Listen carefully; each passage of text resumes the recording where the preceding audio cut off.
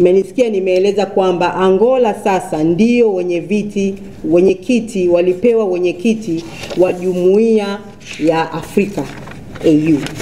Na tunajua kazi hii ni ya kusimamia mambo yote yanayoendelea katika Afrika, ikiwemo demokrasia, maendeleo ya watu wa Afrika, na tunafahamu kwamba Umoja wa Afrika umesema kwamba mwaka huu kauli mbiu yao ni mwaka wa kutafuta haki kwa Waafrika na watu wenye asili ya Afrika kupitia fidia.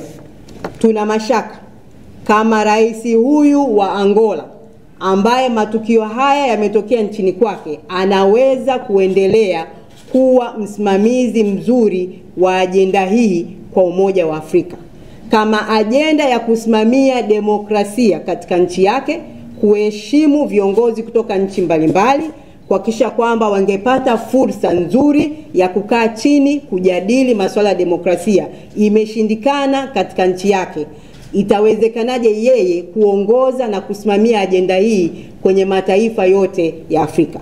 Kwa hiyo tunawaomba sana viongozi wa Umoja wa Afrika watafakari nafasi hii adhimu na ya heshima kubwa sana waliompa rais wa Angola kama mwenyekiti wa Afrika, kwamba hatoweza kuimudu nafasi hii. Ni swala la kutafakari, na waone kwamba nafasi hii ipatiwe viongozi ambao wao wenyewe wanaonesha mfano wa kusimamia ajenda ya demokrasia katika nchi zao, kabla ya kutwikwa mzigo wenye majukumu makubwa wa kusimamia ajenda ya demokrasia katika Afrika.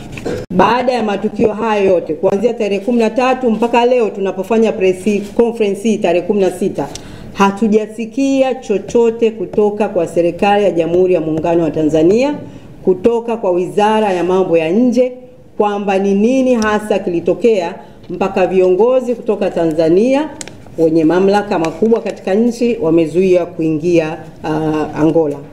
Kwa hiyo tunaitaka serikali itoke hadharani na itoe kauli kuhusiana na tukio hili. Lakini pili, tunaitaka serikali imuite balozi wa Angola nchini Tanzania ili ajieleze kuhusiana na kadhia hii iliyotokea.